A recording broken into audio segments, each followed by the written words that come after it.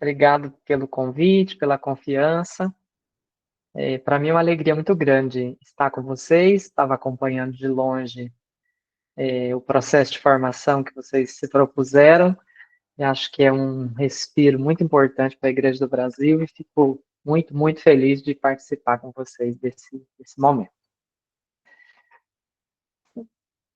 Se a gente já começa, você expõe o slide? Certo, vou compartilhar daqui com a gente. Então, antes de começar, eu diria um pouco assim, eu pedi para o Robson quem fez as assessorias anteriores, quais foram os temas, para não ficar muito perdido ou repetitivo.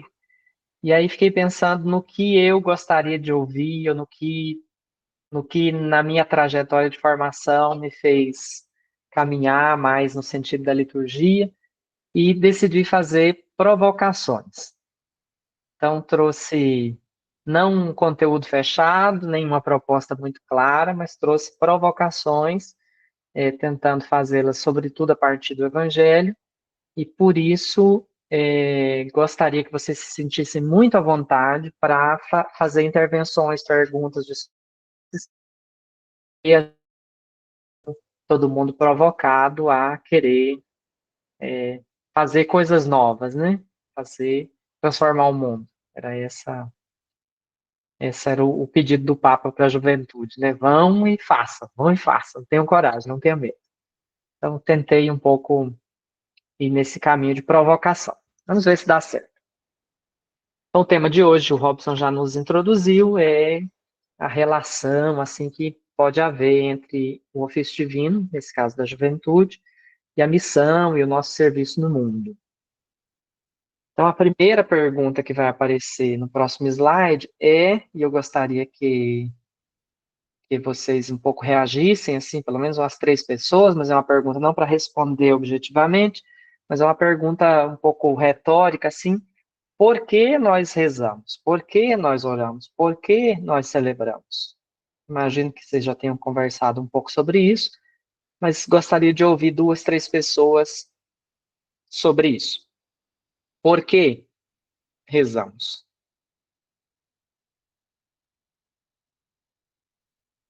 Ou para facilitar, vocês rezam?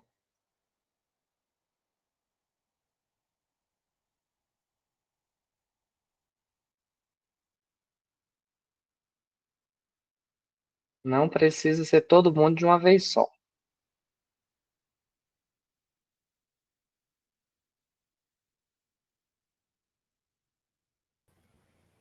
Vou começar. Então, eu acredito que, sim, o meu momento de oração é o momento que é só eu e Deus, né? Eu não preciso de máscaras, eu não preciso de fingir nada. Eu posso ser eu, a Joene, eu posso contar o que é que está acontecendo e eu sei que ele vai me ouvir. Então, é o meu momento íntimo com ele, é a minha conversa, é a minha lembrança. Então, eu acho que é por isso que eu rezo, é para me sentir mais próxima dele, é para sentir esse contato direto. Muito obrigado, Joane. Tem mais?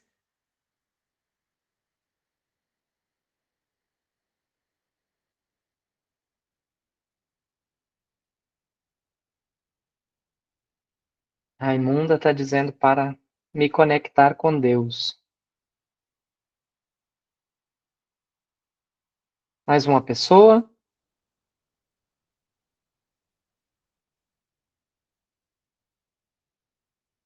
Acho que tem muita relação com contemplar, acho que nos outros módulos a gente falou muito sobre a questão do tempo, né, da sacralidade do tempo. Então, acho que rezar, né, se dar essa pausa para olhar a vida, né, e os mistérios que há, acho que é contemplar esse tempo, né, acredito que é um mistério, assim, né, e como se dá a vida de todos nós, e esse Deus, como é também para nós chamar Deus de Deus, como é outras formas de chamar Deus. Então, há várias reflexões em cima dessa questão, né? Mas para mim é contemplar, né, os acontecimentos da minha vida, os acontecimentos dos que caminham comigo, dos que estão em outras realidades, mas que eu posso dialogar, né?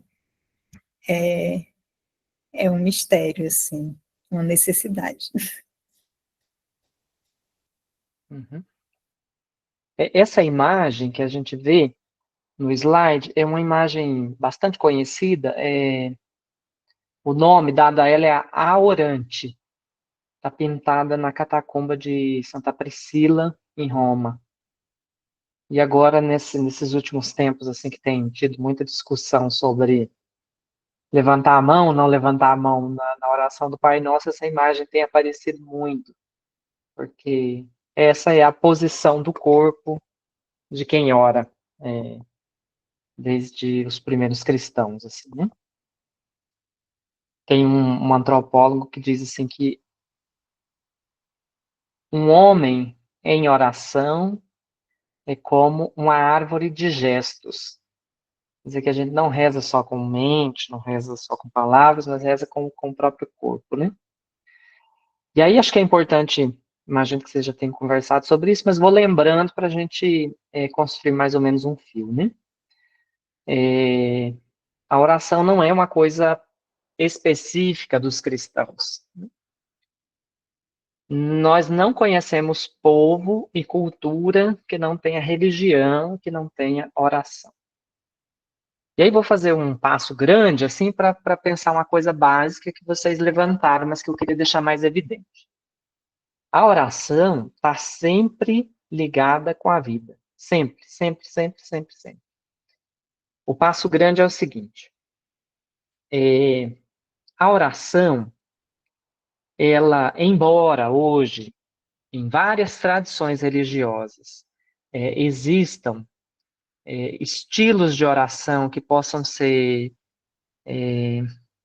muito próximas, assim, a atividades unicamente mentais, a oração é, tradicionalmente, ritual. É sempre coletiva e ritual. Se alguém quiser se aprofundar nisso depois, pode procurar um texto chamado A Oração, do Marcel Mauss, escreve Mauss com 2 S. Ou a prece, em francês, mas tem uma tradução que está disponível no Google, chamado A Oração. E ele faz uma leitura histórica, assim, de como é que a oração se desenvolveu. E ele identifica isso, a oração é sempre coletiva e ritual. E a oração,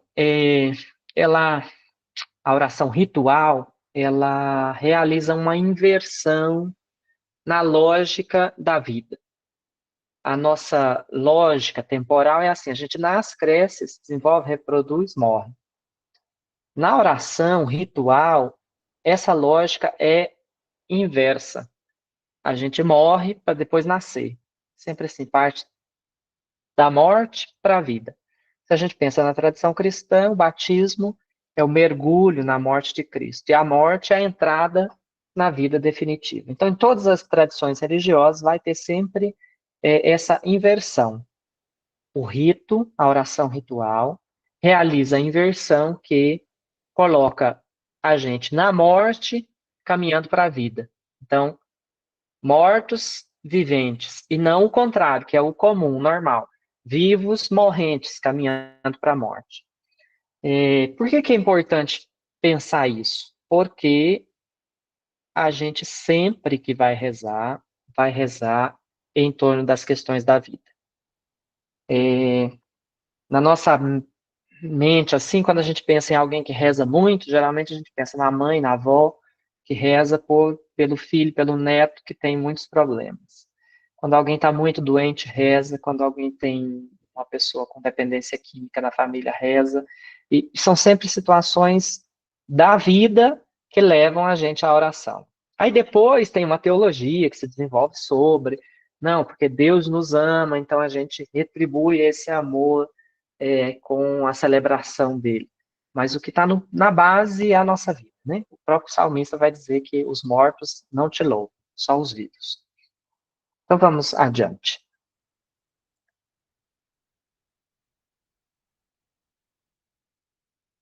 Queria destacar aqui também como memória, assim, de coisas que a gente já sabe, né?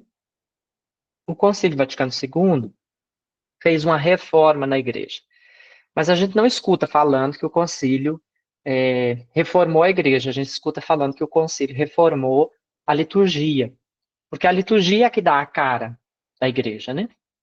E o documento, a Constituição do Concílio Vaticano II sobre a liturgia é Sacrosanto Concilium. E os números 9 e 10, que versam sobre o lugar da liturgia na vida da igreja, têm duas afirmações muito importantes que a gente precisa ter presente, que a gente já conhece. A primeira é: a Sagrada Liturgia não esgota toda a ação da igreja. Quer dizer, a igreja é mais do que a oração. Embora a oração dê a cara, né, a gente conhece a fé de um grupo a partir do modo como ele reza, né? Se a gente vai num culto neopentecostal, a gente identifica a fé a partir do modo como ele reza. Se a gente vai no centro espírita, numa oração, numa reunião, a gente identifica a fé a partir do modo como ele ritualiza a sua fé. E na Igreja Católica não é diferente, ou no grupo de jovens, quando reza o ofício, não é diferente. O modo como a gente celebra dá a conhecer o modo da nossa fé. Tanto é assim que quem aprende a fé, aprende a partir do modo como o seu grupo celebra. Mas a igreja não se esgota na liturgia. Não é só liturgia que tem na igreja, tem mais coisas, né? Tem pastoral, tem catequese, tem missão, tem serviço e por aí vai. Várias outras coisas. É importante ter isso presente. Mas apesar disso, diz o número 10 da Sacrosanto Concílio, a liturgia é, ao mesmo tempo, a meta para onde se encaminha toda a ação da igreja e a fonte de onde nasce toda a força de ação da igreja. Então, se a gente pensa na lógica cristã, o domingo é nossa Páscoa semanal, quando a gente se reúne e celebra junto a Páscoa de Cristo. Ali é onde a gente converge todo o trabalho pastoral, missionário, da vida, cotidiano da semana, e é ali também que a gente se alimenta para continuar todo esse trabalho na semana que vem, assim, para facilitar esse modo de entender. Eu vou falando, se alguém tem dúvida, se alguém fica perdido, se alguém discorda, levanta a mão ou já entra falando e a gente conversa. Acho que essa é a parte mais importante. Combinado? Vamos para o próximo slide. E quem não tem Bíblia na mão, vai buscar e vamos pegar Lucas 10, de 25 a 37. Quem encontrar, avisa que encontrou, e se puder, vamos ler de modo coletivo. Assim. Lucas 10, 25 a 37.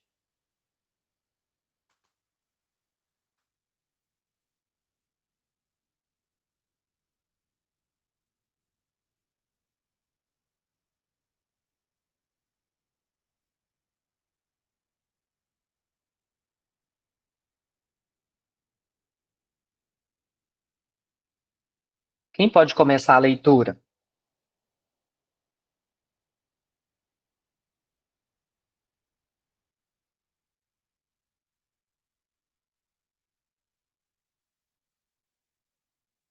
Alguém tem Bíblia? Como é que é? Se manifestem, que vocês estão com a câmera Pode desligada. repetir, Daniel, Lucas 10, de 25 a 34.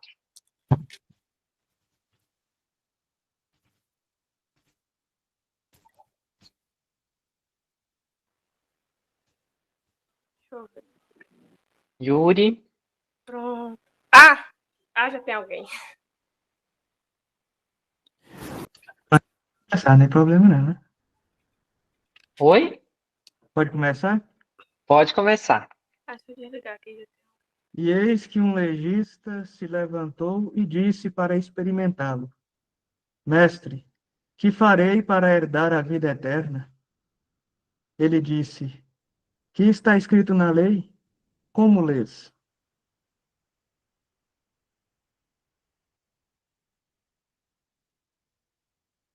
Próximo.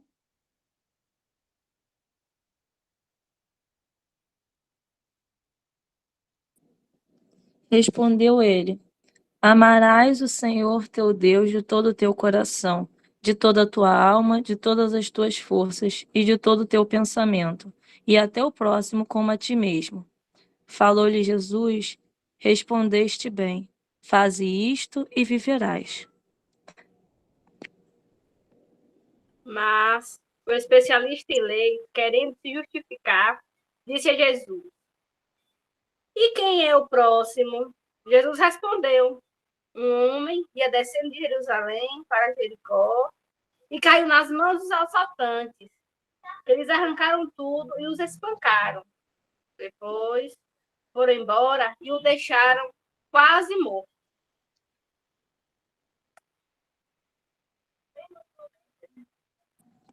Por acaso, desceu pelo mesmo caminho um sacerdote, viu-o e passou adiante. Igualmente, um levita, chegando àquele lugar, viu e passou também adiante. Mas um samaritano que viajava, chegando àquele lugar, viu e moveu-se de compaixão. Aproximou-se, cuidou de suas chagas, derramando óleo e vinho. Depois colocou-o em seu próprio animal, conduziu-o à hospedaria e dispensou-lhe cuidados. No dia seguinte, tirou 2 denários e deu-os ao hospedeiro, dizendo: Cuida dele, e o que gastares a mais, em meu regresso te pagarei. E Jesus perguntou: Na sua opinião, qual dos três foi o próximo do homem que caiu na mão dos assaltantes?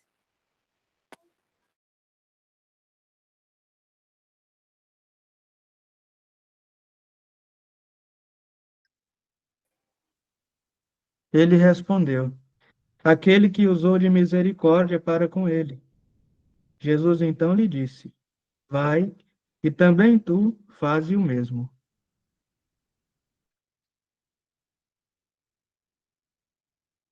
Pergunto: qual a ligação que existe entre liturgia e vida, vida e liturgia, e esse texto? Tem alguma relação evidente ou não? Tem a atitude do samaritano de estar cuidando do próximo, né? E digo assim, na verdade, toda a escritura, né? Tudo. Até a atitude dos outros também, digamos que muitas das vezes a gente também age como os outros, né? Fechando os nossos olhos, mas na verdade o nosso foco é justamente vivenciar a liturgia, né? Em atitudes, assim como o samaritano fez, conhecendo o que deve se fazer, conhecendo o seu caminho, transforma-se em ação para além do que está escrito. Mais alguém?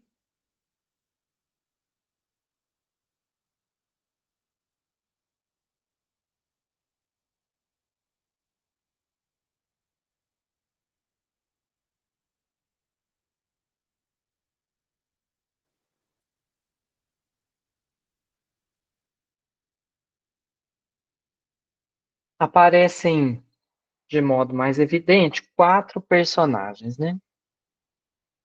Um sacerdote, que era dos mais altos funcionários do templo, um levita, que é dos mais baixos funcionários do templo,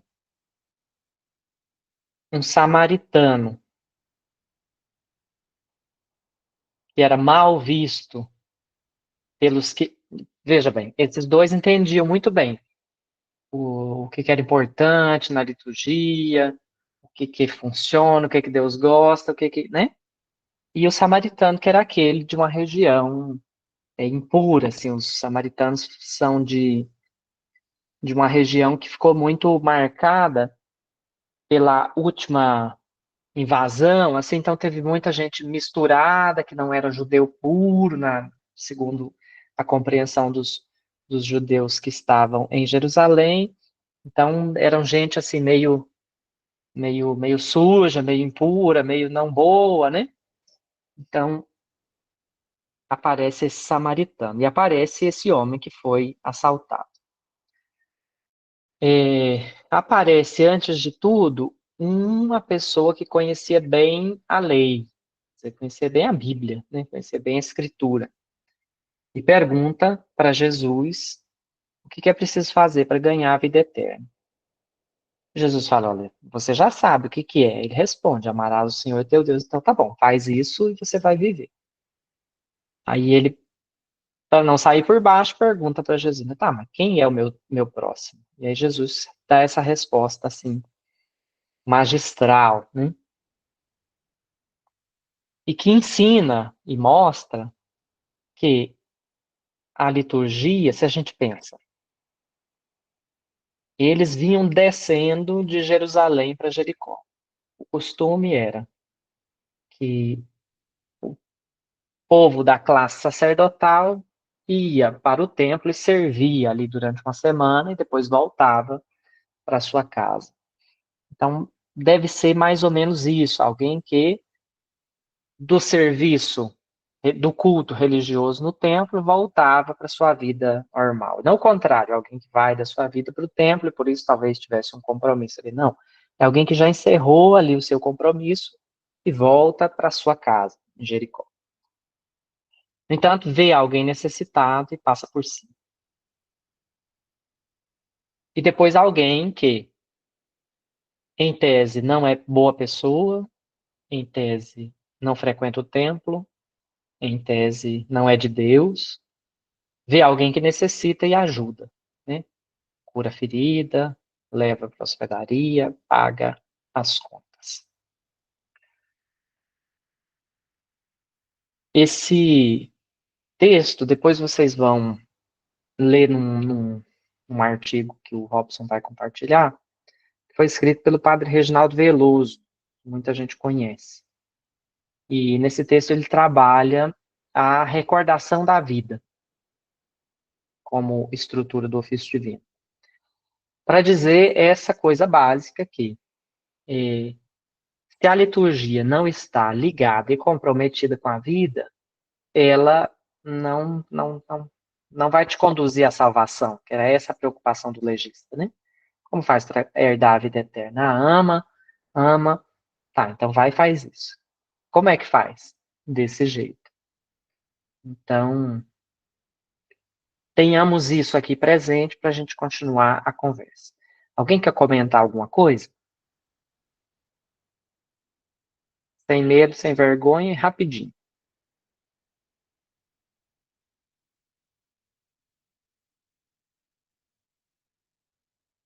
Não? Então vamos para frente. Destaquei outros contextos bíblicos e litúrgicos também que colocam em evidência essa relação entre vida e liturgia. Tem um canto de ofertório antigo que a gente recebe o louvor das nossas obras e o progresso que fizemos.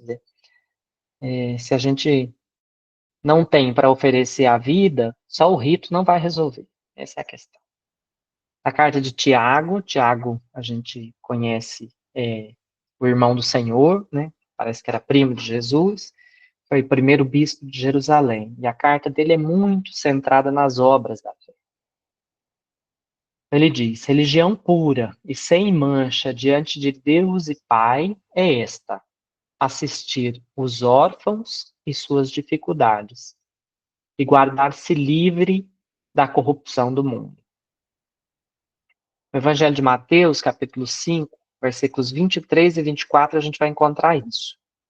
Se estiveres para trazer tua oferta ao altar e te lembrares de que teu irmão tem alguma coisa contra ti, deixa a tua oferta diante do altar e vai primeiro reconciliar-te com teu irmão. E depois virás apresentar tua oferta.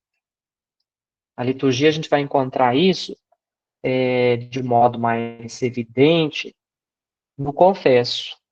O confesso não é um confesso somente a Deus, mas é um confesso a vós, irmãos e irmãs. A dimensão da reconciliação tem a ver também com a comunidade, sempre com a comunidade, não somente com Deus. Para frente. Agora, nós vamos ver outro texto, também de Lucas. A gente sabe que Lucas é o evangelho, ou evangelista, mais utilizado na liturgia, né? O ciclo pascal, o ciclo do Natal são de Lucas, os cânticos que a gente canta no ofício divino, de Zacarias, de Maria e de Canto da Noite, Simeão, são todos tirados de Lucas. Então, Lucas já tem na sua característica essa preocupação assim, litúrgica, sempre ligada com a vida. A gente vai ver lá em Lucas 24, 13 a 35. Todos esses dois textos são textos assim, muito conhecidos, muito. Eu tenho a impressão que quanto mais conhecidos, parece que menos a gente percebe aquilo que interessa, porque a gente escuta sempre, quando começa, você fala, eu já conheço esse texto, e a gente deixa passar como se fosse uma coisa conhecida, sabida, e às vezes a gente não percebe as nuances, assim, né? Então, eu queria propor essa leitura de novo, com a seguinte chave de leitura. Pensando que Lucas é um evangelista preocupado com a liturgia, um evangelista que celebra, vamos olhar esse texto pensando na estrutura da nossa ceia eucarística. A gente lê o texto, como está aqui, tentando identificar os elementos que ligam esse texto à nossa ceia eucarística. Pode ser? Quem pode começar? Lucas 24, 13, 35.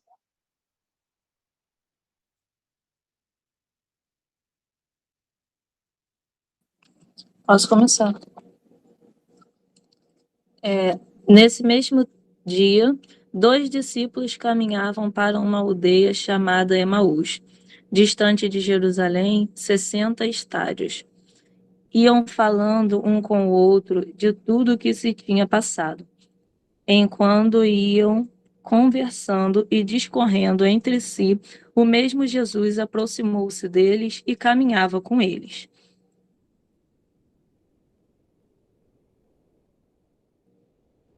Mas os olhos estavam-lhes como que vendados, e não o reconheceram. Perguntou-lhes então: de que estás falando pelo caminho e por que estás tristes? Um deles, chamado Cleofas, respondeu-lhe: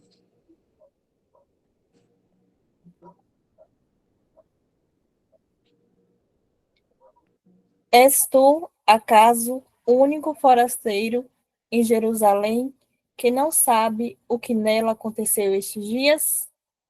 Perguntou-lhes ele. O que foi? Disseram. A respeito de Jesus de Nazaré. Era um profeta poderoso em obras e palavras, diante de Deus e de todo o povo.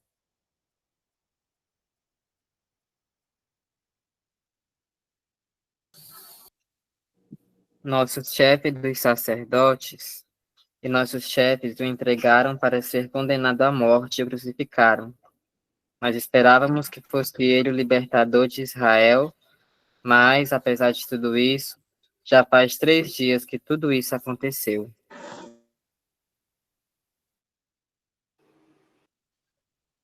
É verdade que algumas mulheres do nosso grupo nos deram um susto. Elas foram de madrugada ao túmulo e não encontraram o corpo de Jesus. Então voltaram, dizendo que tinham visto anjos. E estes afirmaram que Jesus está vivo.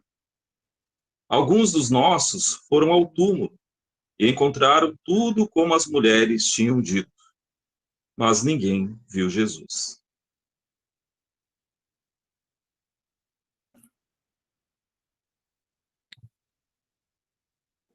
Jesus lhes disse: Ó gente sem inteligência, como sois tardos de coração, para crerdes em tudo o que anunciaram os profetas.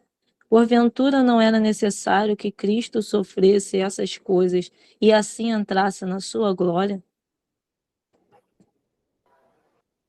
E começando por Moisés e por todos os profetas, interpretou-lhes em todas as Escrituras o que ele dizia a respeito. Aproximando-se do povoado para onde iam, Jesus simulou que ia mais adiante. Mas eles forçaram-no a parar. Fica conosco, já é tarde e já declina o dia. Entrou então com eles. Aconteceu que, estando sentado conjuntamente à mesa, ele tomou o pão, abençoou, partiu e o serviu-lhe. Então lhes abriram os olhos e reconheceram, mas ele desapareceu.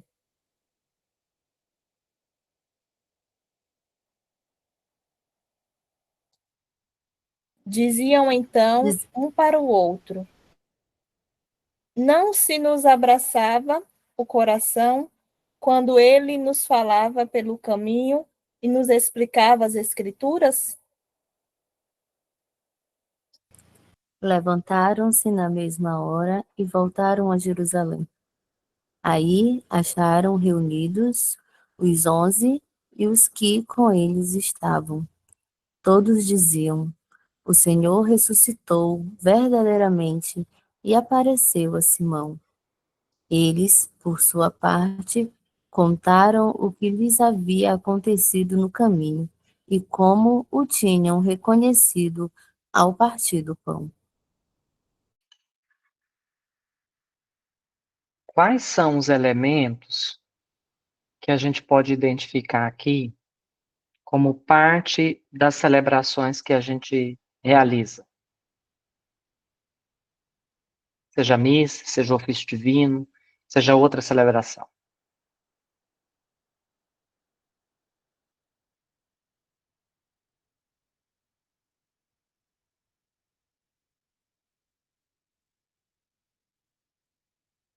Recordação da vida está onde, Mike?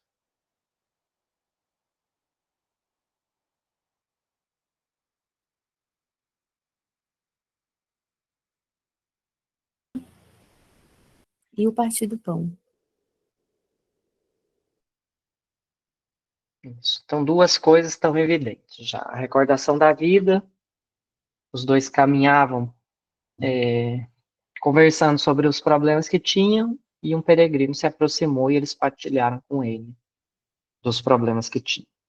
E outra comunhão no partir do pão. O que mais?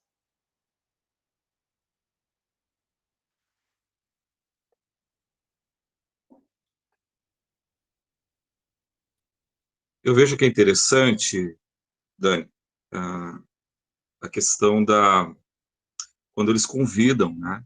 Eles convidam esse peregrino para estar juntos, para repartir o pão, né? Então, é uma dimensão da acolhida.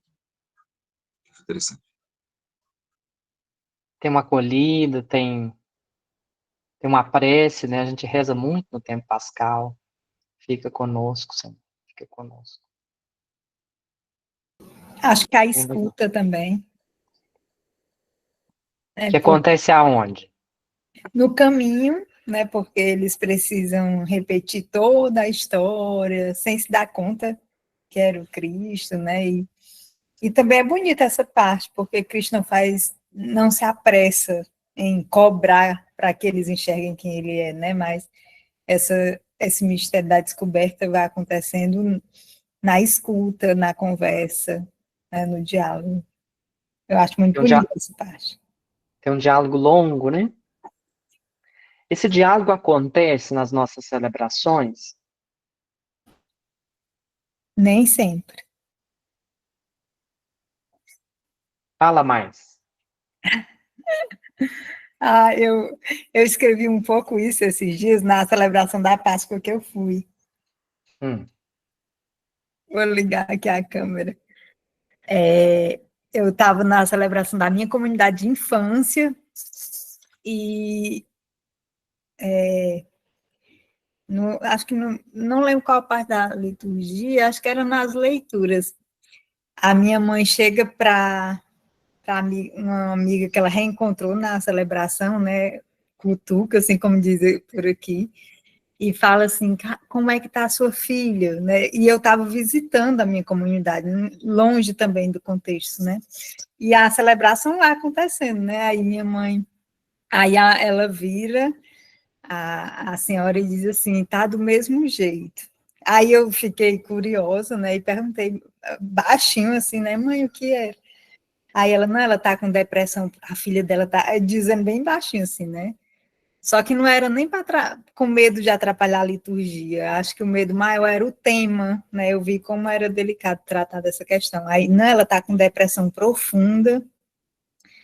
E essa neta dela aí mostrou uma meninazinha de mais ou menos 3 anos. Está sendo criada por ela, porque a filha não quer nem saber da filha. E isso tudo a celebração acontecendo, né? E eu repeti, eu depois, e eu vendo se eu ouvia minha mãe, se eu ouvia a celebração. Mas depois refleti sobre isso, né? Como é que a celebração ela pode estar ignorando as dores dessa comunidade, né? De que modo a celebração dá lugar a essas dores, né? Então, me marcou profundamente, assim, sobre isso. Pronto. Foi na porta. Ismael. É assim que fala? Pronto. Isso que a Sil estava falando, me veio também, assim, duas respostas. Eu acho que a resposta é depende. Depende do lugar em que a gente está celebrando. Depende também, assim, vai muito da cultura. Mas, assim, eu acho que quando a gente celebra na comunidade, e olhando para o evangelho, tem duas coisas bem interessantes em relação, assim, se há essa escuta na celebração. Porque durante o evangelho, eles enfatizam o sentimento dos discípulos, os evangelistas enfatizam o sentimento que é o medo, né? E a partir do medo tem essa aproximação, e aí essa escuta, e essa conversa, esse desabafo aí dos discípulos, né? Assim, o que eu sinto, a partir da minha realidade, quando a gente está na comunidade, na celebração da palavra, a gente tem mais liberdade de fazer essa celebração mais contextualizada com a nossa vida e de ouvir. Por exemplo, quando a gente está na comunidade, a gente sempre usa as preces para que o povo fale, né? Para que o povo faça seus pedidos, a gente leva as nossas intenções de acordo com a vida do nosso povo. Claro que, assim, né, de uns tempos para cá, isso tem se perdido na maioria das comunidades. E quando a gente fala de celebrações em grandes centros, nas igrejas matrizes, isso se perde completamente, né? É uma coisa muito individual e as celebrações vão sendo mais engessadas. Perde-se esse sentimento da escuta. Assim. Eu sinto que é muito disso. Eu acho que está claro, assim, duas coisas. A primeira, vou deixar um pouco mais evidente, é que o texto começa com uma caminhada, uma procissão, a gente que sai para se encontrar. E a gente encontra, como alguém digitou aí, o ressuscitado, o crucificado, ressuscitado. A gente vai para esse encontro com tudo que a gente tem na vida, né? As dores, as alegrias, a depressão da filha, a que cuida da neta, tudo isso vai junto, não tem como não ir. E aí a gente, na presença do ressuscitado, conversa sobre isso. E esse ressuscitado, para os dois discípulos, falou sobre todas as passagens da Escritura que diziam respeito a ele na situação de morte e de vida. E vamos pensar. Só tem sentido a gente celebrar uma ressurreição a partir da morte. Sem morte, não tem nem lógica ressuscitar. Então, os discípulos que estavam indo embora, eles estavam experimentando a situação de morte. Eles saíram da casa deles, da terra deles, e seguiram Jesus, um projeto de vida, que de repente foi crucificado e morreu. Eles voltaram para trás, quer dizer, uma morte sem tamanho, né? Assim, o projeto de vida que eles tinham aniquilado, então eles voltam para trás.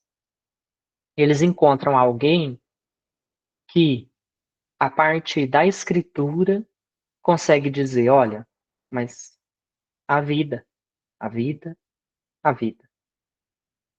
Então, a liturgia da palavra, seja ela no ofício, seja ela na missa, seja ela em qualquer outra celebração, ela deveria ter sempre essa característica de ajudar com que o ressuscitado se comunique conosco. A lógica da liturgia da palavra é sempre dialogal, né? Se a gente pensa. Na primeira leitura, Deus fala. No Salmo é responsorial, a gente responde.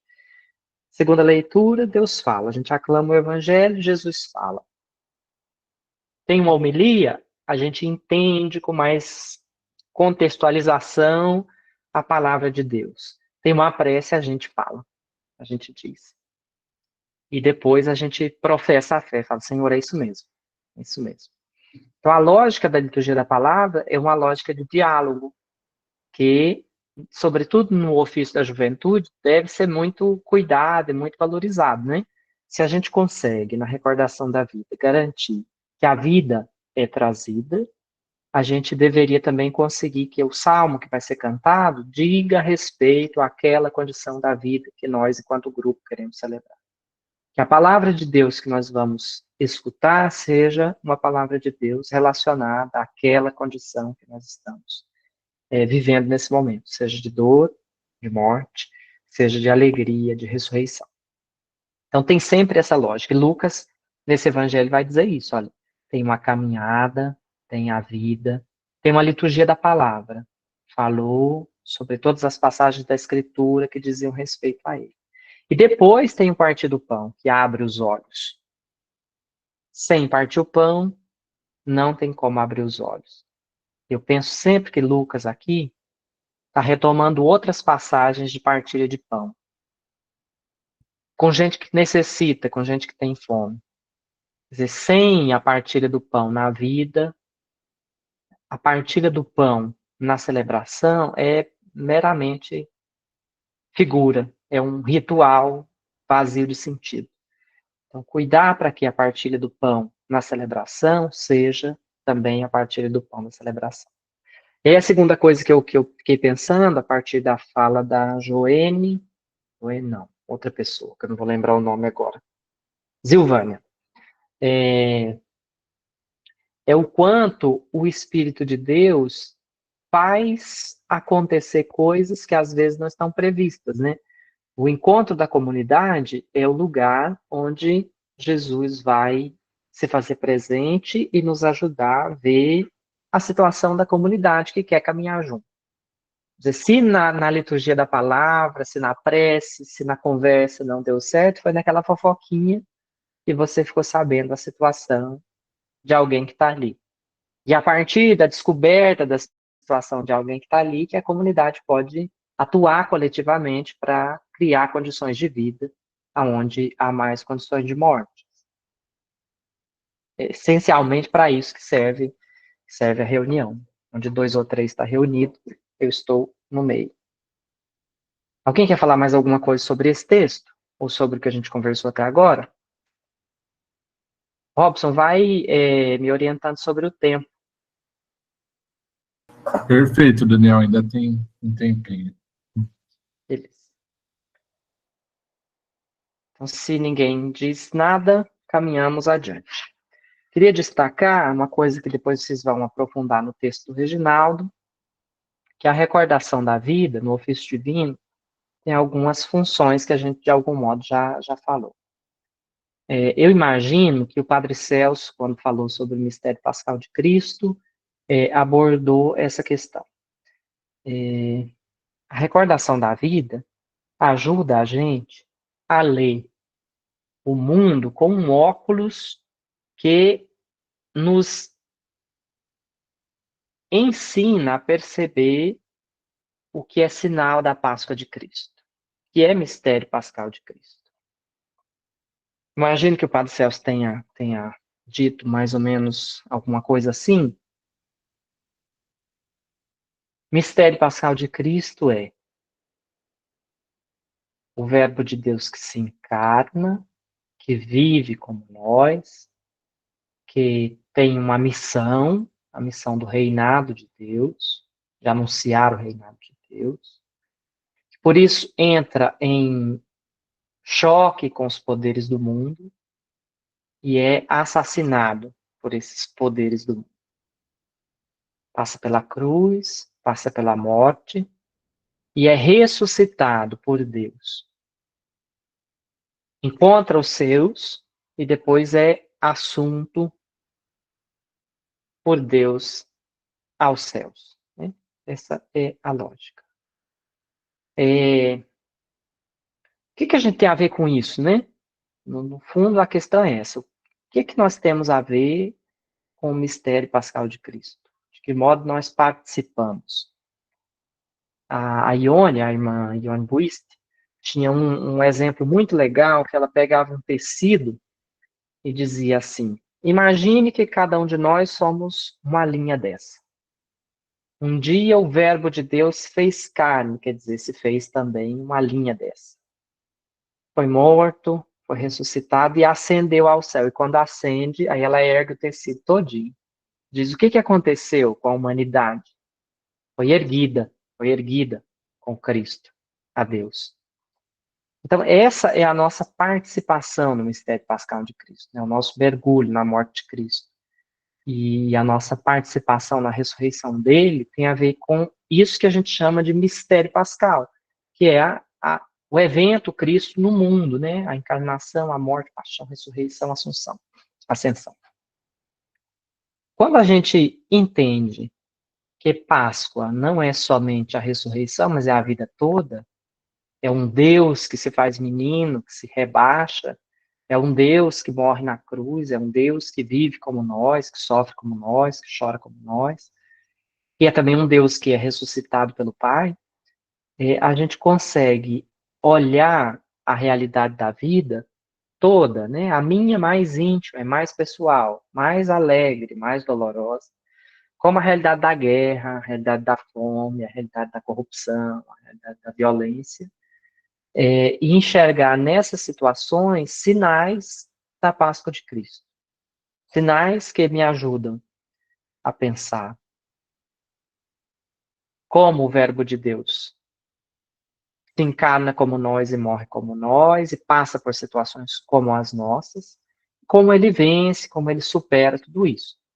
Então, tendo esse óculos, né, que é a vida de Cristo, a gente consegue olhar todas as realidades, nossas, dos outros, do mundo, local, global, e enxergar nelas sinais da presença, sinais da Páscoa de Cristo. Essa é, acho que é a coisa mais delicada, assim, mais fina da recordação da vida, porque a gente, como tem acostumado com prece, com intenção de missa, a gente acaba, às vezes, se perdendo um pouco, né? A recordação da vida está sempre nesse fato, de trazer o que nós temos, trazer o que nós somos, chegar na celebração com aquilo que tem movido os meus dias, ou tem feito os meus dias sofridos ou alegres. Segunda coisa, numa dimensão um pouco mais macro, é que a recordação da vida tem a ver com um método teológico que nasceu na Bélgica, mas que nós, na América Latina, com a teologia da libertação, desenvolvemos mais do que qualquer outro, né? O método ver, julgar e agir, que entrou numa encíclica do Papa João XXIII e depois deu teve crescimento na teologia latino-americana, que consistia em olhar a realidade do povo, a nossa realidade, julgá-la à luz da palavra de Deus, quer dizer, confrontar, como Jesus fez com os discípulos de Emaús, confrontar a vida com a Escritura e, a partir disso, encontrar saídas, procurar pistas de ação para transformar a realidade num modo mais digno, humano, conforme a vontade de Deus. Então, num sentido mais macro, a recordação da vida vai estar sempre ligado a um desejo de transformar o mundo, que às vezes tem muita situação de morte, como dizia o documento de Puebla, em lugar de mais situação de vida, sempre mais vida.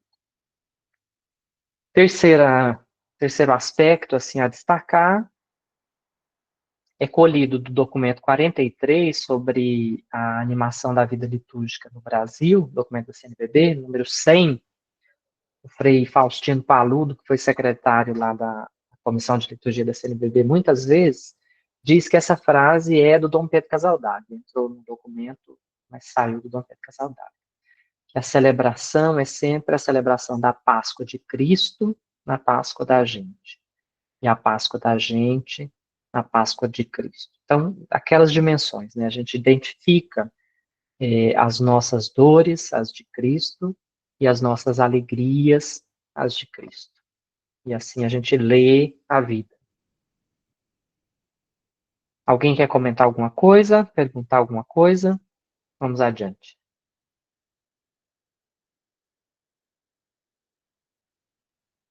Ok. Aqui tem um exemplo que está no texto do Padre Reginaldo sobre a liturgia da vida. Né? A gente sabe que liturgia é ação comunitária, ação coletiva do povo, ação de um povo em prol do povo. Então, embora na nossa tradição a gente fale sempre de liturgia como culto, a gente sabe que a liturgia é mais do que isso. Uma boa tradução para liturgia é serviço público. É um serviço de um grupo feito em prol do bem comum. E aí aqui o Reginaldo traz um exemplo de recordação da vida, de liturgia do povo, que pode ser bom para a gente ficar um pouco provocado. Assim. Alguém poderia ler?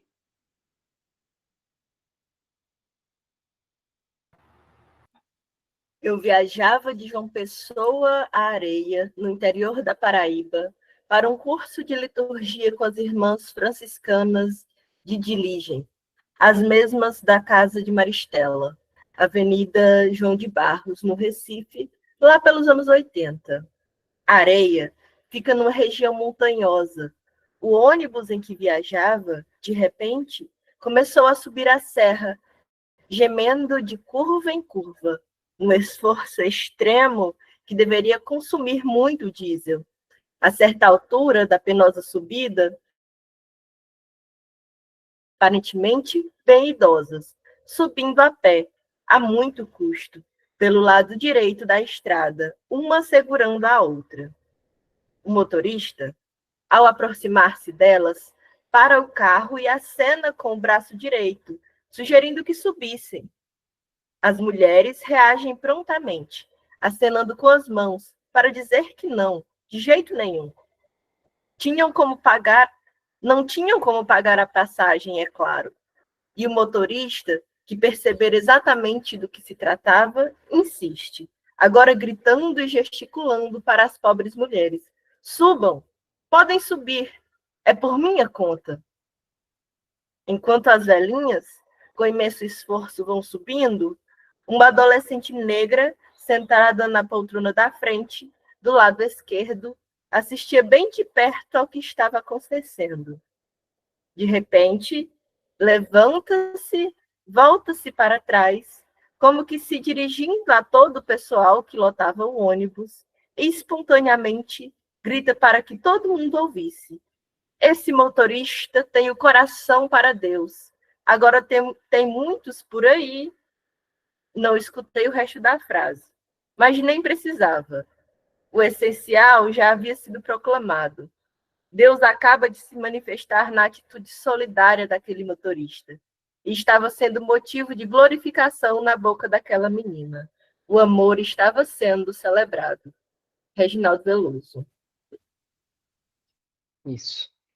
Faz parte do texto que vocês vão receber. Mas ajuda a gente a refletir sobre o mesmo conteúdo que aparecia lá no Evangelho do Bom Samaritano. Como é que a liturgia é celebrada na vida e não somente no culto? E como é que quando a gente vai celebrar no culto, a gente aprende da vida? Sempre, sempre, sempre, sempre, em todas as culturas, embora isso não seja evidente, a liturgia é sempre aprendida da vida. Dou um exemplo. Os cristãos, quando celebram a Páscoa, fazem comida, né? Eucaristia, pão e vinho. Os judeus, quando celebram a Páscoa, fazem comida. A festa dos mortos, dos Yanomami, eles fazem o mingau de banana da terra, amassam os pó dos ossos dos mortos e com isso se alimentam. Todas as culturas vão ter celebrações em que se come junto. O sentido que cada celebração vai receber é diferente. No cristianismo, a gente celebra a Páscoa de Jesus. No judaísmo, eles celebram a Páscoa, a saída da escravidão no Egito. Os Yanomami celebram a vida daquele que morreu, mas que continua vivo no meio daquela comunidade, né? E cada povo vai ter um jeito de celebrar diferente, mas os ritos quase sempre têm elementos comuns. A água, pensemos água. Nós batizamos. Judeus batizam. As religiões de matrizes africanas sempre têm água. A água tem sempre um caráter de purificação. O que eu estou dizendo com isso?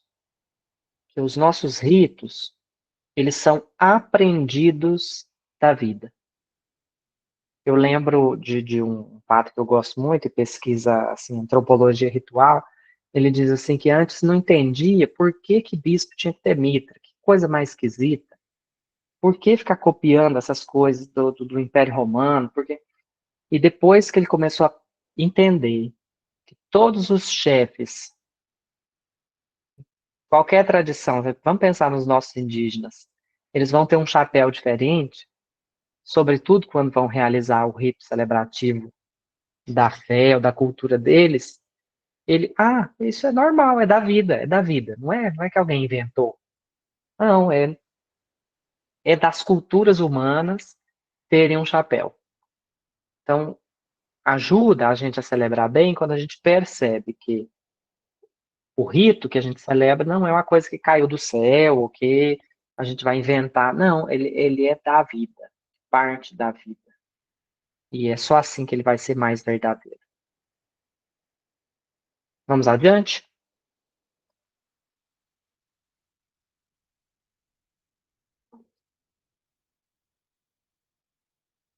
Então, até aqui, a gente olhou um pouco a liturgia partindo da vida. E aqui, a gente faz um passo adiante, né? Vamos pensar, como eu falei no começo, a gente tem um serviço pastoral, tem uma missão, tem um caminho, tem uma vida, tem um trabalho, que no domingo a gente leva para celebrar na Páscoa do Senhor, na Páscoa semanal, e ali a gente se alimenta, se reúne, sabe, da filha da comadre que está com depressão, pensa como é que vai ajudá-la, como é que nós participamos disso. E dali a gente volta para a vida, né? A liturgia, o rito, tem sempre essa dimensão. Ela para o tempo, coloca a gente numa outra dimensão, a dimensão do encontro com o ressuscitado, no nosso caso, e depois a gente volta, né? Pensar os discípulos que subiram o Monte Tabor, tá muito bom aqui, mas agora nós temos que descer. E é sempre assim. A gente vai lá, sai um pouco da realidade, se encontra com o Senhor e depois volta para a realidade. O Dom Pedro Casaldáliga, com Pedro Terra, Martin Coplas, escreveram, acho que na década de 70 ainda, a Missa da Terra Sem Males, que não era uma missa exatamente assim, mas era aquela ideia, mais ou menos, dos grandes compositores de música clássica que faziam a missa em si menor. Né? E aí o Dom Pedro fez duas missas, né? A Missa da Terra Sem Males e a Missa dos Quilombos, causas indígenas e negras, para chamar a atenção um pouco para o que ele, no final dessa missa, dizia: América ameríndia, ainda na paixão, um dia tua morte terá ressurreição. Quer dizer, ele olhava para a situação dos povos indígenas na América Latina com os óculos do mistério pascal de Cristo. Dizia: olha, aqui é um lugar onde Cristo está vivendo de novo a paixão. Os povos indígenas estão sendo martirizados. Como é que nós vamos colaborar para que haja ressurreição? Era essa a pergunta do agir dele, né? E aí fez essa peça, assim, que era artística, mas foi celebrada em conjunto com a Eucaristia algumas vezes. E isso causou muito rebuliço. Vocês depois podem procurar, tem matérias por aí sobre. E uma revista publicou uma crítica muito forte de um bispo e deu ao Dom Pedro Casaldáliga uma chance de resposta sobre isso.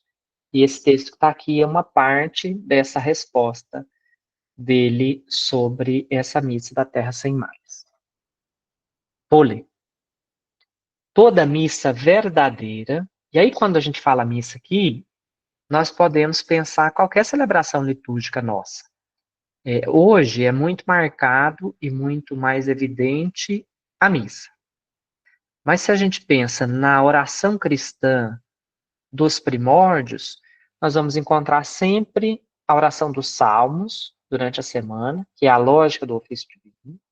A oração, a Penha deve ter falado disso, a oração que santifica o tempo, que marca nosso tempo. E no domingo, a celebração da Páscoa de Cristo. Então tem sempre esse ciclo, né? No domingo, missa, durante a semana, ofício divino. Então, quando falar missa, vamos pensar sempre em liturgia, em oração cristã, mas sigo. Toda missa verdadeira escandaliza necessariamente. A missa é sempre uma ruptura, um sacrifício, uma passagem libertadora da morte para a vida. É Páscoa. Pensemos de novo, a missa é essa pausa, diz o missal, restauradora na caminhada da fé, mas a pausa que nos alimenta, a pausa que nos congrega, a pausa onde a gente reúne a vida. A missa é sempre memória do sacrifício de Cristo, mas é também celebração dos sacrifícios de agora, né? E por isso tem que ser sempre passagem libertadora da morte para a vida, Páscoa. Ele continua. Os cristãos primitivos tinham uma consciência mais clara do risco que significava celebrar a ceia pascal do Senhor, aquela memória perigosa. Para nós cristãos, menos lúcidos ou menos honestos, a missa tem sido, por tempo demasiado, um sossegado espetáculo litúrgico, a que se assiste passivamente, e com o qual se cumpre uma prescrição eclesiástica. Acho que todo mundo já ouviu, né? Tem que ir à missa, tem preceito, tem que ser assim que sempre foi feito, é assim que se deve fazer. Por tempo demasiado, viemos passando pela missa como se passa por um coquetel social. A gente vai, se encontra, cumprimenta, dá o abraço da paz quando muito, e volta para casa sem saber de nada da vida de ninguém, sem se comprometer com situação nenhuma, sem falar de nada do que está acontecendo com a gente, com o mundo. sem nos marcar a vida com o sangue da aliança, sem abrir mão da nossa segurança egoísta em favor do reino da liberdade, fechados num clima contraditoriamente católico, que nega o ecumenismo e a autêntica catolicidade, quer dizer, a universalidade, que desconhece, de fato, o valor universal da encarnação do Filho de Deus e de sua oblação, de sua entrega na cruz, em prol de todos os irmãos dispersos. Ele retoma o tema da causa indígena. Né? Neste clima, os índios, evidentemente, não têm nada a fazer numa missa. Ele estava respondendo essa crítica sobre a participação dos indígenas numa celebração que não tinha nada a ver com a fé deles. É isso. Alguém quer comentar alguma coisa?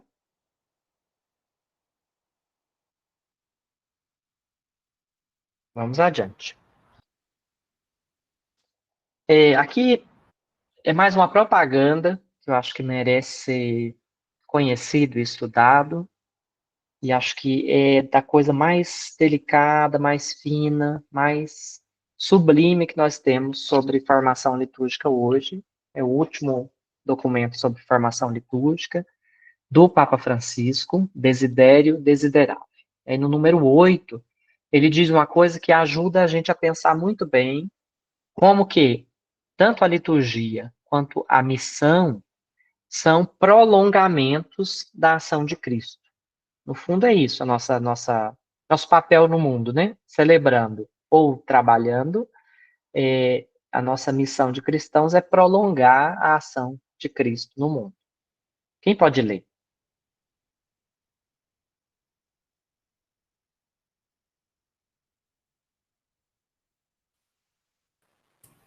Se tivéssemos chegado...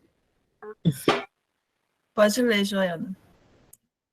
Bom, se tivéssemos chegado a Jerusalém depois do Pentecostes e tivéssemos sentido o desejo não só de ter informações sobre Jesus de Nazaré, mas também de ainda o poder encontrar, não teríamos tido outra possibilidade a não ser a de procurar os seus para escutar as suas palavras e ver os seus gestos, mais vivos do que nunca.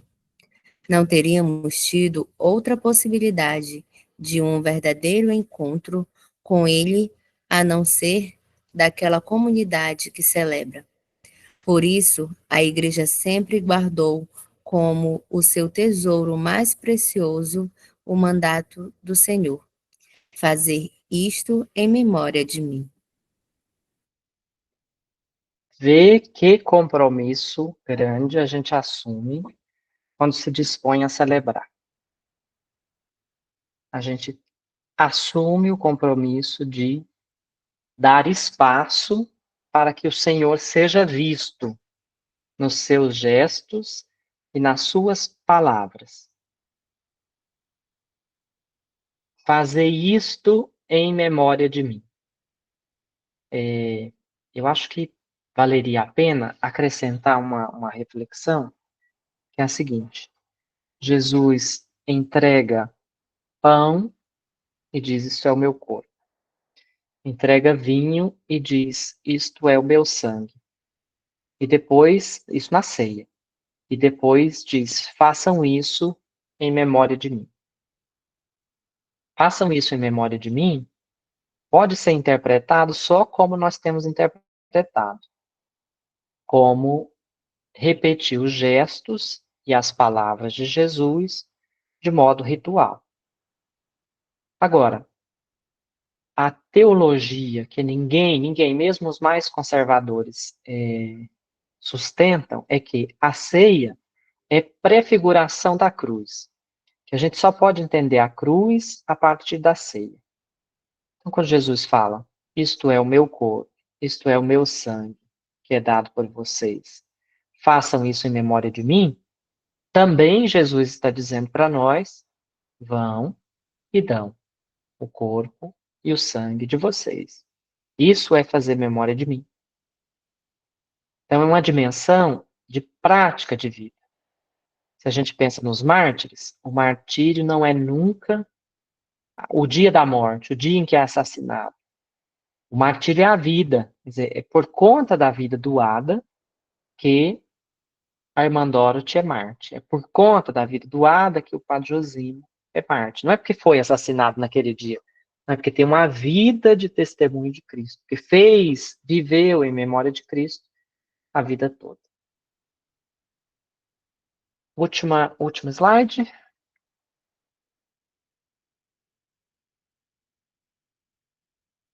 Para tentar, assim, né, não ficar desamarrado. Toda celebração litúrgica cristã é encontro com o Senhor. Tem que ser encontro com o Senhor, que dialoga conosco, né?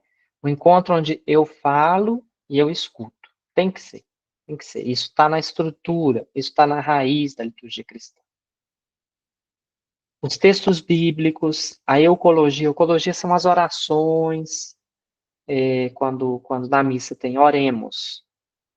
Quando, depois do salmo, aquele que preside faz uma oração que um pouco condensa o sentido do salmo e apresenta a Deus a nossa oração.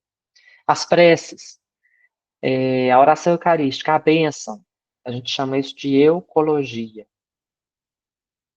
A homilia, são sempre palavra de Deus que nos escuta e responde. E nós, ao nos encontrarmos com Ele, aqui é o fundamento, assim, por que a gente celebra e por que a gente se compromete em corresponder ao chamado, em corresponder a esse prolongamento da ação de Cristo no mundo? Porque nós nos comprometemos com a causa de Jesus, que é o reinado de Deus.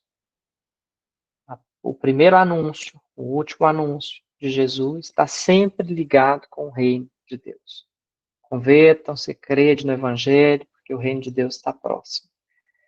A nossa ação de prolongamento de Cristo tem sempre como fim último o reinado de Deus. Que é uma síntese do que Jesus espera de nós. Lucas 4. O Espírito do Senhor está sobre mim, me ungiu com a unção para anunciar o Evangelho aos pobres, libertar os cativos, recuperar a vista aos cegos, anunciar o ano da graça do Senhor. Então, essa é a nossa função, em missão e em liturgia. E as duas coisas têm que estarem juntas. Eu concluo assim e fico aberto para conversas. No meio do caminho que eu achei que não conhecia ninguém, fui percebendo que conheço bastante gente, o Yuri, a Alexandra, o Bruno, e por aí vai. Se quiser encerrar o slide, Robson, pode, e a gente agora acho que se vê e conversa. Obrigado. Olha aí, então vamos reagir, né? Aí as palavras do Daniel, vamos bater palma para essa aula e essa conversa bonita, né? Cheia de provocações e respostas também, né? Então, acho que a galera gostou demais. Eu gostei demais aqui. E eu acho que a gente tem um tempinho, né? Então a gente tem aí uma meia horinha, e aí a gente quer também ressoar, trazer questões, aí colaborar com essa nossa conversa. Então eu queria fazer assim, a gente tentar fazer um bloco de três falas, e aí a gente tem a consideração do Daniel, e aí abre outro bloco para a gente poder ir dialogando, pode ser? Mas aí eu queria fazer diferente hoje, né? Para que a gente abra o microfone e fale e dialogue. Geralmente a gente coloca aqui no chat, mas acho que esse encontro também merece que a gente fale e ouça aí os sotaques e as pessoas que estão trilhando esse caminho com a gente, pode ser? Então, quem quiser já pode levantar a mãozinha ou já abrir o microfone.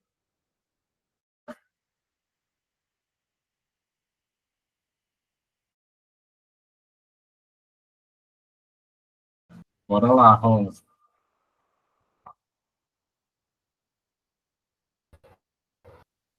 Olá, Daniel. Obrigada pela linda partilha que fez conosco. Gostei muito.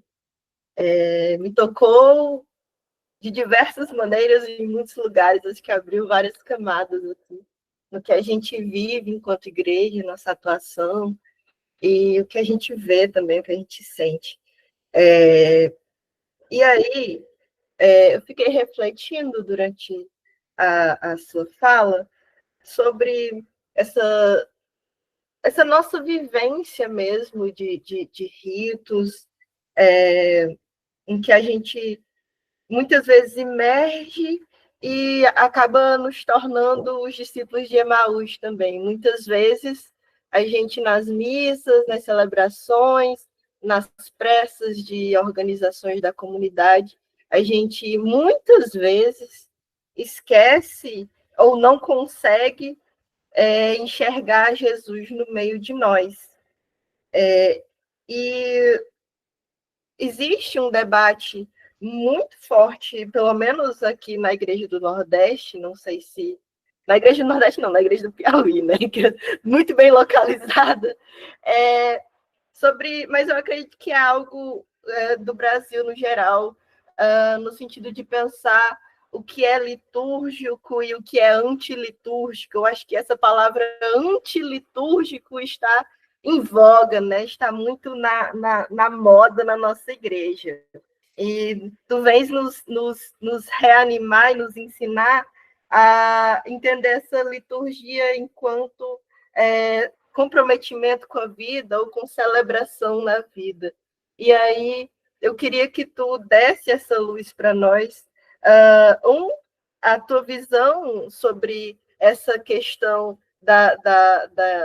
do antilitúrgico, né? Não só do litúrgico, mas do antilitúrgico dentro da nossa igreja, como também no sentido de compreender como a gente deve estar a tentar centralizar essa celebração da vida em nosso meio, essa liturgia como algo que não é exclusivo da missa, mas como algo que é nosso enquanto cristão, né? Que é muito de nós.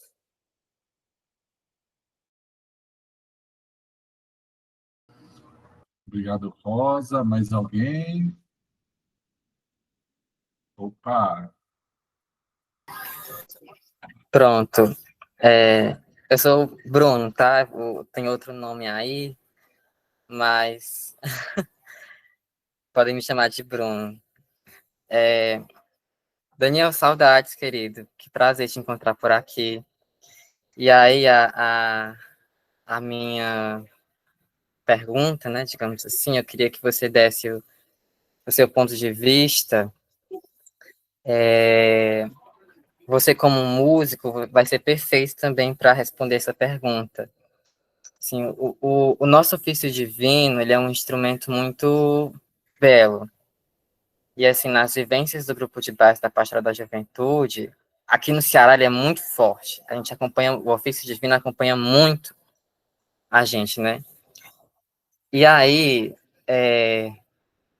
uma das colocações de quem geralmente vê o ofício pela primeira vez, que reza o ofício pela primeira vez, são em relações à nossa musicalidade, as músicas que a gente canta.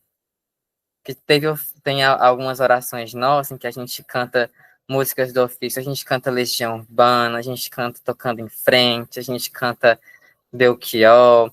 Aí, às vezes, a galera tem um bug. Peraí, como é que é isso aqui? Por que que a gente está cantando esse tipo de música dentro da oração, né? E aí eu queria que você desse a sua visão sobre a musicalidade do ofício, né? Do ofício divino, olhando também, trazendo por que a gente também canta essas músicas e por que essas músicas rezam a nossa vida. Por aí. Pois boa tarde. Não levantei a mão, viu, Robson? Daniel, querida, saudade. Estou unida a ti. Beijo de luz para o doutorado. Então, muito obrigada pela tua partilha, pelas provocações. E para mim, algo assim que deu bastante luz na tua reflexão foi quando você tocava agora já mais para o final em relação ao martírio, da gente compreender que o martírio não é o ato da morte em si, mas o processo que levou a essa morte, né, a essa ceifação de vida. E Jesus também é assim. Jesus não morreu na cruz porque os romanos, os judeus estavam no poder de dizer, vamos matar, porque se não matar não vai realizar a profecia.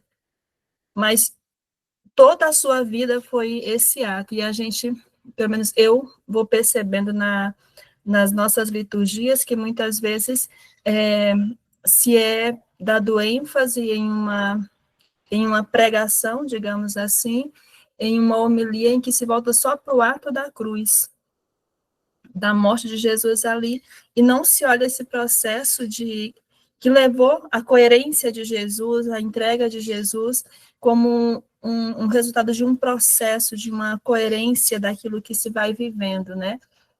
E uma outra questão também que eu fico pensando nós estamos fazendo um estudo, já desde março ali, a gente vem se reunindo no finalzinho de fevereiro, março, nos reunindo, estudando juntos a questão da liturgia, a partir do ofício divino, vendo algumas questões, mas por mais rico que seja, por mais provocativo que seja, nem sempre aquilo que nós vamos aprendendo aqui nos dá autoridade para poder ter, como é que eu vou dizer, ter uma fala, digamos assim, um lugar de fala dentro de nossas comunidades. Isso não nos dá autoridade, porque vivemos em uma igreja ainda, e o Papa Francisco,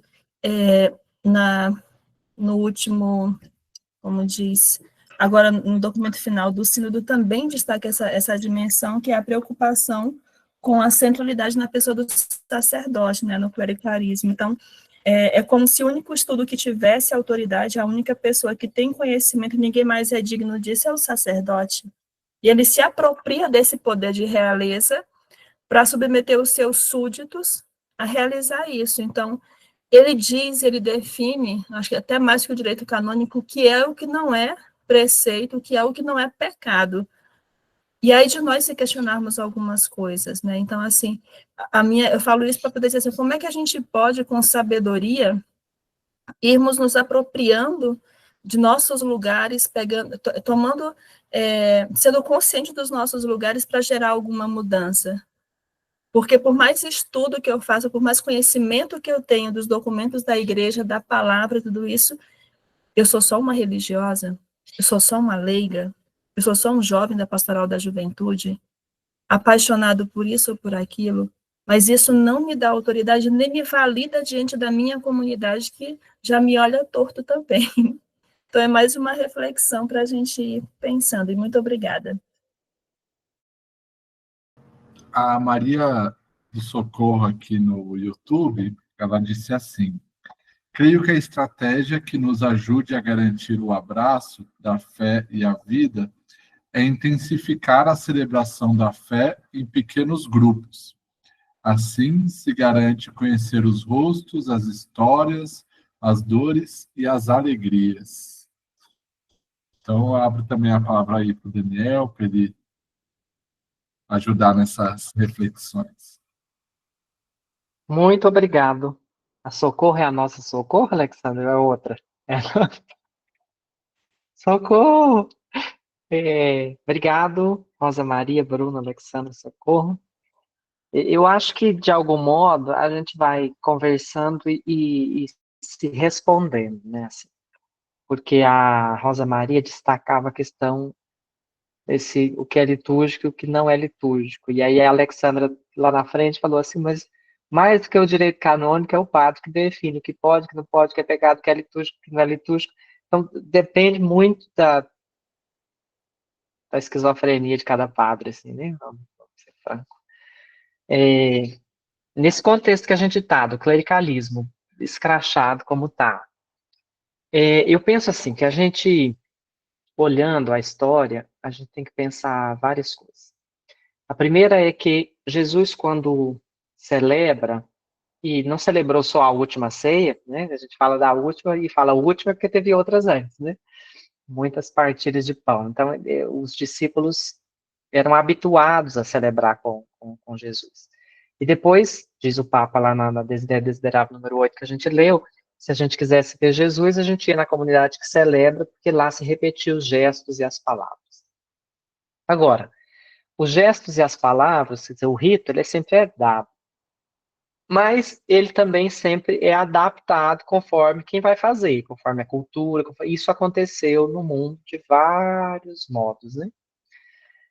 Hoje, atualmente, na Igreja Católica, só na Igreja Católica, existem quase 30 ritos litúrgicos diferentes, porque tem das 24 igrejas orientais que retomaram a comunhão com Roma, então estão unidas a Roma, dentro da comunidade ocidental, além do rito latino, que é o que a gente celebra, tem o ambrosiano, tem o bracarense, tem o moçarábico, e por aí vai. Então, são quase 30 ritos diferentes, mas com muitos pontos convergentes, do modo de fazer os gestos e repetir as palavras de Jesus.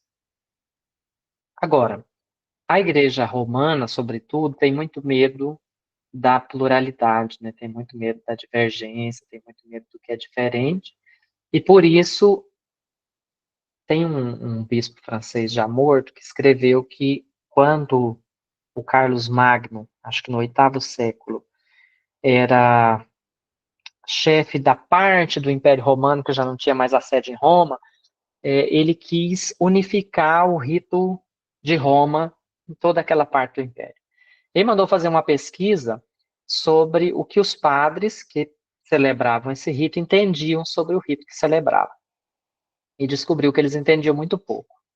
Então criou um script, e aí é das primeiras vezes que vai aparecer um script rígido, para que aquilo fosse rezado. E essa ideia do script rígido, em Trento, ganha a cristalização. Assim. É isso aqui e não pode ser diferente. E isso aqui e não pode ser diferente fecha espaço para que a vida seja celebrada de fato, né? Só é feito isso aqui, não pode ser diferente. Como é que vai pôr minha vida aqui? Minha vida, cada dia minha vida é de um jeito. Então, quando no Concílio Vaticano II a dimensão da vida foi recuperada a partir das origens, sobretudo a partir das homilias do Papa São Leão Magno, que destacava 3 dimensões específicas. A dimensão de mistério pascal, que é essa que a gente conversou, e que nesse período todo, sobretudo do 7º, 8º século até 1400 e tanto, ficou esquecido. 1960 ficou esquecido. Então, a dimensão do mistério de Cristo, a dimensão que permite a gente olhar o mundo com óculos do mistério de Cristo. A dimensão de memorial. O que é o problema? Acho que aqui conversa um pouco com o que a Alexandra fala. Fala sobre a gente vai numa celebração e não vê ceia, e só vê sacrifício. Acho que é isso, mais ou menos, traduz o que você estava falando sobre as liturgias da igreja, né, que são esvaziadas de vida. Assim. A gente vai na missa e só escuta falar sobre sacrifício, não sobre ceia. Porque, nesse período, a compreensão de a celebração era sempre uma repetição do sacrifício de Cristo na cruz. E ficou esquecida aquela dimensão de memorial, que todo o povo judeu, a Páscoa judaica, está sempre ligada à dimensão de memorial. Quer dizer, de guardar uma memória, de voltar sempre àquela fonte. Então, quando o Vaticano II recupera essas 2 dimensões, e mais uma terceira, que era sacada pelo Papa Leão Magno, que é a dimensão de povo de Deus que celebra, povo de Deus, a vida volta a poder entrar dentro da celebração. E aqui uma leitura eclesiológica, assim, que não é só minha, mas é mais ou menos conhecida. Então, depois do Concílio Vaticano II, a gente vai experimentar uma igreja muito mais aberta, mais viva, onde a vida tem espaço. Só que o poder do clero fica bastante diminuído, né? E exige também uma atividade formativa, de estudo, de trabalho, muito maior do colégio. E agora a gente vive uma onda de voltar para trás, de recuperar aquilo de antes, e com isso, tudo que é vida, e tudo que é ceia, e tudo que é nosso é deixado para trás, com a intenção de voltar a uma cristalização que não questiona ninguém, e como diz o Dom Pedro, faz um coquetel social, todo mundo vai lá, passa, vai embora e está feliz da vida. Eu concordo plenamente com a Socorro, que a saída ou a possibilidade de a gente escapar dessa discussão sobre litúrgico e antilitúrgico, e também de não ficar preso a uma igreja que parece que tem dono, que é clericalista, que é criar outros espaços. E aí, quando eu comecei falando que fiquei muito feliz com esse curso, acho que é isso, assim, o ofício divino das comunidades, o ofício divino da juventude, o ofício dos mártires, são espaços de eclesialidade, onde a gente se encontra com o Senhor, que não estão amarrados nesses lugares de cristalização, de não-vida. E é por isso, Bruno, que a gente pode cantar a nossa vida, né? Do jeito que o povo canta, do jeito que a nossa sociedade é lida e incluída no mistério pascal de Cristo. Acho que é isso que é a diferença. Não sei se respondi, mas tentei. Daniel, eu queria aproveitar esse gancho que você deu e fazer uma pergunta, na verdade, pedir uma ajuda, né? Uma ajuda coletiva, porque o final do curso, né, e aí a gente está se aproximando dele, o trabalho final é criar um roteiro de ofício divino, né, para as juventudes, né, para as comunidades. E aí eu queria aproveitar a tua presença e pedir para a gente aqui que você desse algumas dicas, né? Então, como que a gente pode pensar esse roteiro, o que a gente pode destacar. Na verdade, a ideia é a gente, após o curso, fazer uma publicação com ofícios para a juventude de diferentes tempos litúrgicos, né? Já que o nosso ofício divino da juventude ele contempla ali o tempo comum, né?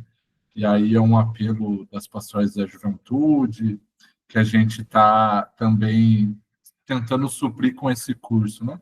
E aí eu queria que você desse dicas, né? Para a galera que está aqui, que vai fazer os roteiros, que a gente vai publicar também. Então, algumas dicas. E aí eu queria ver se mais alguém teria alguma pergunta para a gente também fechar esse bloco.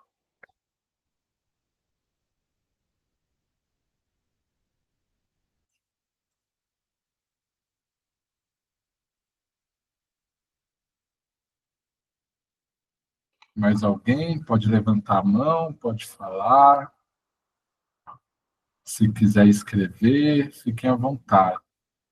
Oi, Ana, pode falar. Boa tarde a todos. Primeiramente, muito obrigada, professor Daniel, pelas explicações. E a minha dúvida seria com relação à elaboração dos roteiros. Cada pessoa terá que elaborar um roteiro ou nós seremos divididos em grupos dentro dos nossos regionais para elaborar roteiros de forma conjunta? Ana, eu vou falar isso no final aqui. Vou tirar essa sua dúvida. Perfeito, muito obrigada. Mas alguém tem mais alguma dúvida? Ou a gente já passa a palavra para o Daniel. Então, aqui está aparecendo para mim que eu estou perdendo a conexão, mas vocês me ouvem? Sim, te ouvimos. Maravilha, eu estou indo e vindo aqui, mas tá bom. Se eu cair, eu percebo, né?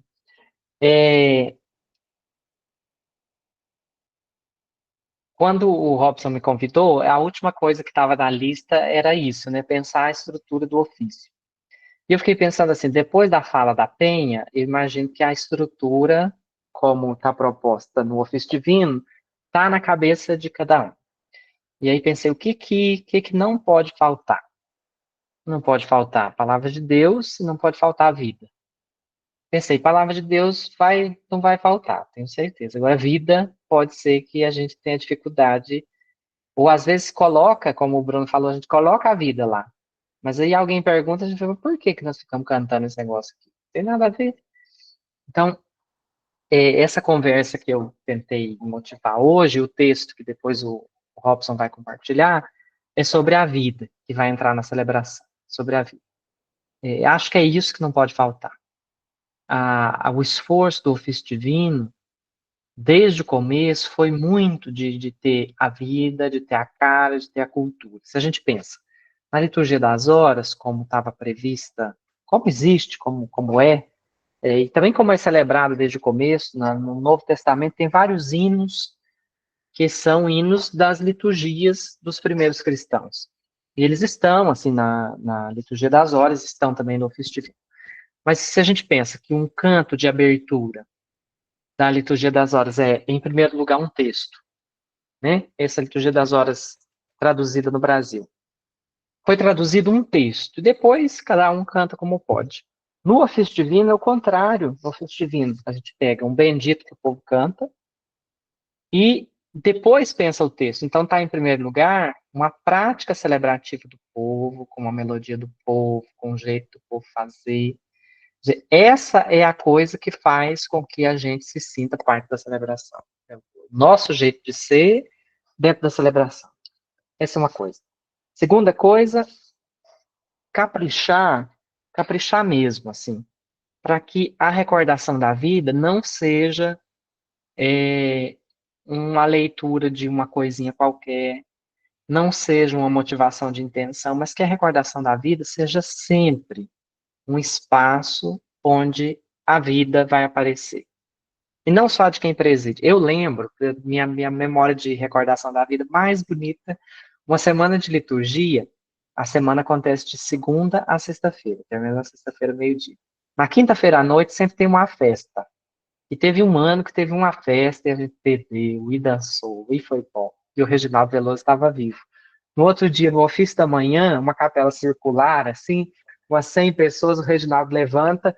Ontem nós fizemos a experiência do reino de Deus, porque o reino é uma festa. E sentou. Gente, aqui estava todo mundo assim, com cansado, com sono, com ressaca, sem vontade. Quando o Reginaldo trouxe, por que nós estamos assim? É porque nós ontem fizemos a experiência do reino. A oração mudou o tom. Então, é criar condição para que a gente possa trazer a vida para dentro da celebração. E depois disso, cuidar para que o Salmo nos ajude a ver Cristo nessa situação, que o texto bíblico nos ajude a ver Cristo nessa situação, que alguém, um bom pastor, uma boa pastora, um bom poeta que falou sobre isso aqui, nos ajude a ter uma visão melhor, possa dizer alguma coisa, que a nossa oração seja uma oração coerente, e assim vai. Acho que é por aí. Que a música seja uma música saborosa e nossa, que não seja só porque a letra fala isso aqui. Não, é a nossa música, que fala da nossa vida, que fala da vida de Deus. Não sei se ajuda, mas... Eu espero que todo mundo tenha anotado, né, para depois a gente executar. A gente está chegando no fim aí do nosso encontro, né, respeitando o nosso horário, e eu queria muito, muito, muito agradecer a você, Daniel. Eu acho que nesse tempo, né, como eu disse no início, difícil aí da nossa fé, daquilo que a gente crê, você nos ajudou também a enxergar a esperança, a trazer aí a nossa fé diante da nossa vida. Então, muito, muito, muito obrigado. Sua presença aqui com a gente foi uma presença de Francisco, né? Uma presença desse reino que a gente acredita e caminha muito. Então, vamos reagir aí com palmas, corações, que o Daniel fez a nossa tarde, de fato, uma experiência fortificada. Eu que agradeço.